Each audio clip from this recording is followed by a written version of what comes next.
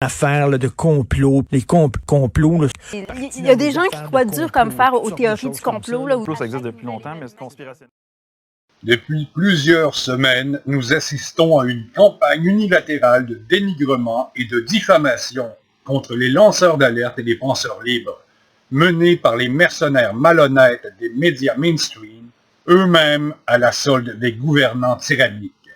Non contents de relayer les mensonges, les contradictions et les dictats d'un État corrompu jusqu'à la moelle, de dissimuler volontairement des informations vitales telles les vertus de l'hydrochloroquine, d'insuffler la peur et la division à la population, ces mécréants télévisés, journaleux et radiodiffusés refusent obstinément toute discussion, tout débat aux opposants de leur narratif unique. Ces scélérats se permettent en plus d'insulter sans vergogne, de ridiculiser sans fondement, et de discréditer par conspirationniste tout opposant, lui assimilant les sempiternelles théories douteuses de reptiliens, d'ovnis et de terre plate ou creuse.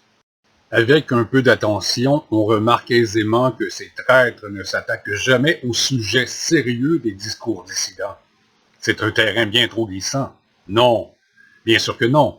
Ces lâches, ces rapaces se jettent sur les individus eux-mêmes, les affublant de stéréotypes ridicules pour ruiner leur réputation et leur crédibilité, fussent-ils même des génies ou des prix Nobel. Évidemment, ils font de même contre tout organe d'information indépendante, Internet, YouTube et compagnie. Cette campagne de salissage est si grosse, si évidente, si oppressante, qu'à l'inverse de ses intentions, elle a semé le doute et l'éveil de nombreux esprits jusqu'alors endormis, insouciants ou indifférents. Par contre, nombre d'entre nous demeurent sous l'emprise hypnotique du discours officiel répété ad nauseam, à l'identique sur toutes les chaînes. C'est là l'une des tactiques les plus efficaces de l'ennemi. Tous ces gens deviennent ainsi, malgré eux et contre eux-mêmes, des petits soldats fervents défenseurs de l'oppression. Le peuple, sans cesse divisé et poussé contre lui-même, laisse tout le loisir et le temps aux élus criminels de poursuivre tranquille et impunément leurs sales plans. Un autre résultat très pernicieux et néfaste du comportement déshonorable des médias est le sentiment de marginalisation et d'exclusion des dissidents.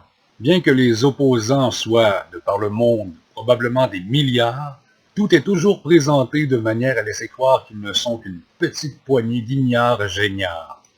Aussi, me considérant moi-même penseur libre et dissident, afin de contrer ce sentiment dévastateur d'exclusion, j'ai ouvert une page Facebook dont l'unique but est de rallier mes semblables, afin que nous ayons une vue d'ensemble encourageante et motivante de notre nombre. Sur cette page ne se trouve qu'une simple affirmation. Si vous êtes en accord, aimez, abonnez-vous et partagez. Plus nous serons présents et nombreux, plus nous serons confiants et courageux. Notez qu'il n'y a pas place aux commentaires. Nous éviterons ainsi les trolls parasites et le bêlement des bien-pensants. Cette page se nomme « Objectrices et objecteurs du Québec et d'ailleurs ». L'adresse se trouve sous la vidéo dans la description. Merci de prouver que nous sommes bien plus nombreux qu'ils veulent bien nous le faire croire.